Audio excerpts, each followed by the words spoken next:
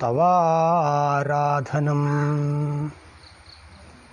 मित्राणि, यद्यत् कर्म अहं करोमि तत्तदखिलं हे शम्भो तव आराधनम् इति शैवाः प्राचीनकाले यत् प्रार्थयन्ति स्म, तामेव प्रार्थनां यदि किञ्चित् वयं परिवर्तयामः, हे संस्कृत तव आराधनं किं यद् यत् कर्म करोमि तत्तदखिलं हे संस्कृत तवाराधनम् इति किञ्चित् परिवर्तयामः।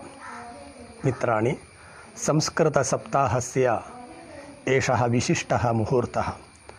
अस्मिन् मुहूर्ते संस्कृतशिक्षकाः वयं, संस्कृतप्रेमिणः वयं, संस्कृतज्ञाः वयं संस्कृतनिष्ठं चिन्तनं किञ्चित् कुर्मः।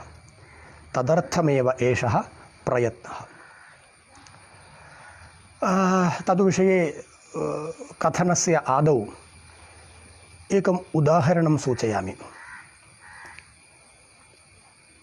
कश्चित् पर्वतप्रदेशः, तेन पर्वतमार्गेण अथवा तस्मिन् पर्वतप्रदेशे कदाचित् कश्चित् सञ्चारी आगच्छति। सञ्चारी किमर्थम् आगच्छति? देशदर्शनार्थं, ग्रामदर्शनार्थं सः पर्यटनं कुर्वन् भवति।